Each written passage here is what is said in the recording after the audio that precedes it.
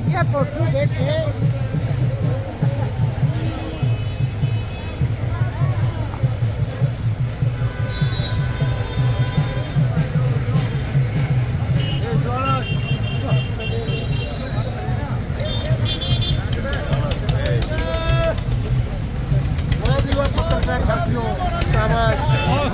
प्रधान जी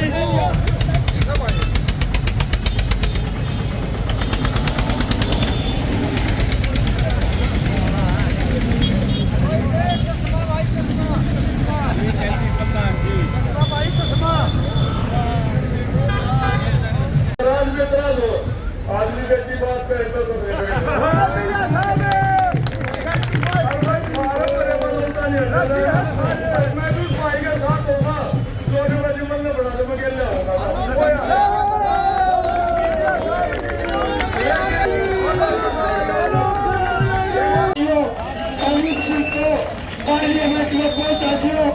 इलाके के हितों की आवाज उठाएगा और रक्षा करेगा।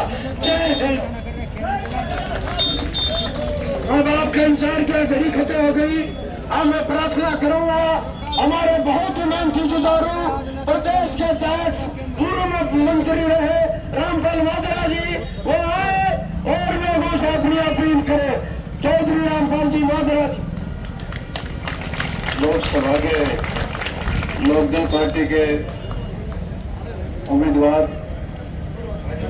अनूप सिंह जी दरिया, कृष्ण मलिक जी जिला अध्यक्ष, मेरे साथी रामफल कुंडू जी पूर्व विधायक, नरेश कौशिक जी पूर्व विधायक, हमारे बीच में सुमित्रा जी महिला प्रधान, सोनीपत संसदीय क्षेत्र से आए हुए भाई और बहनों, 25 तारीख को अपनी वोट पड़ेगी। 1 सेकंड लगेगा, परंतु 1 सेकंड में बटन दबने से पहले सोचना, विचारना, मंथन करना, सोच समझ के वोट देना। ठीक वोट पड़ गया तो 5 साल मौज लोगे, नहीं तो रोज धरने, प्रदर्शन, जलसे और जुलूस करने पड़ेंगे। आपने हमें दिल्ली क्यों जाने से रोका? हम पे आपने लाठियां क्यों पंजाब में बरसाई, क्यों गोलियां बरसाई, क्यों किसान शुभकर्ण मौत के घाट उतारा? जब जाते हैं गांव में तो किसान पूछते हैं कि MSP का कानून क्यों नहीं, स्वामीनाथन योग की रिपोर्ट क्यों नहीं? हमारा आंदोलन 13 महीने चला, 700 से ज्यादा जाने गई। आपने उसके बाद एक कमेटी बनाई थी MSP का कानून बनाने की, उसकी मीटिंग क्यों नहीं? तो ये वापिस आ जाते हैं। 400 पार कहाँ से करेंगे जब गांव में लोग इनको बढ़ने ही नहीं देते, गांव के लोग इनको घुसने नहीं देते। वोट देना तो बहुत दूर की बात है। और ये लोग एक नया नारा के साथ फिर आए, कहते हैं मोदी जी की गारंटी। मोदी की गारंटी तब कहाँ गई थी जब 15 लाख रुपए हर के खाते में देने के वादे से मुकरे थे, स्वामीनाथन योग की रिपोर्ट से मुकर गए थे। वो कहाँ गई थी वो गारंटी जब कहा था कि बेरोजगार नौजवानों को 2 करोड़ नौकरी देंगे? आज तो हरियाणा प्रदेश में ये मान के चलना, एक भूतपूर्व मुख्यमंत्री है मनोहर लाल, ये एक मनहूस मुख्यमंत्री था। आपके सामने है कि एक संत रामपाल प्रकरण हुआ था, 6 साथी उसमें मारे गए थे। और फिर डेरा प्रेमियों का प्रकरण पंचकूला में हुआ, 42 मरे थे। और फिर हमारा हरियाणा प्रदेश आरक्षण में जड़ उठा था, 32 नौजवानों ने अपनी जान की बाजी लगाई थी। और साथियों हमारा भाईचारा टूटा था। 700 से ज्यादा लाशें दिल्ली से किसानों की आई थी। एक मनहूस मुख्यमंत्री आज, भूतपूर्व मुख्यमंत्री आज ये कहता है कि मुझे किसानों से डर लगता है।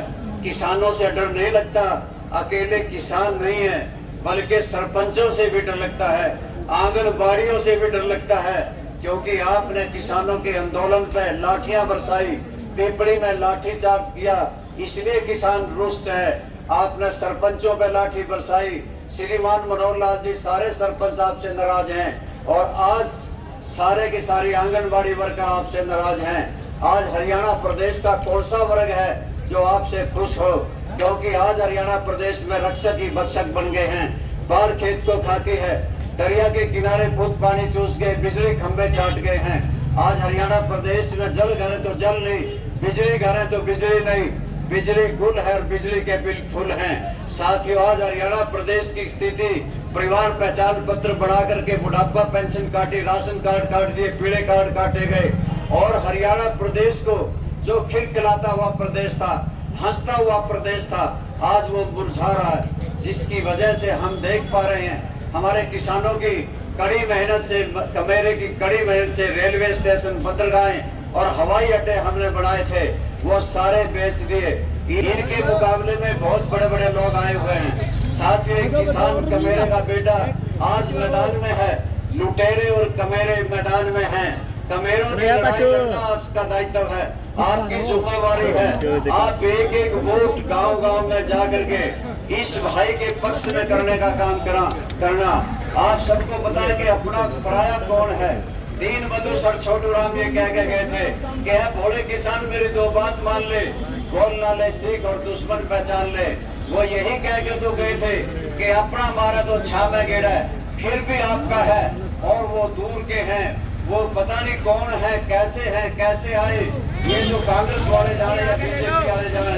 हमने तो इसलिए वो उम्मीदवार बनाया है क्योंकि एक ईमानदार है, इसी इलाके का है कि सोनीपत संसदीय क्षेत्र से सबसे फिट कैंडिडेट है, तो आपके साथ खड़ा है और आपके दुख सुख में 5 वर्ष तक लगातार खड़ा रहेगा और देश की लोकसभा में इस कमेरे की आवाज गूंजती रहेगी। आप सारे साथी चले और पर्चा फाइल करें। हम नामांकन पत्र दाखिल करने जा रहे हैं। मैं बड़ी पंचायत में पूछ सकता हूँ, कोई किसी प्रकार का अनूप सिंह का घोर कसूर हो तो हम आज भी रोक देंगे। या जैसे चौटाला ने आपकी आवाज ना उठाई हो, किसानों के पक्ष में इस्तीफा ना दिया हो, अगर अजय सिंह चौटाला ने 4200 किलोमीटर की पद यात्रा करके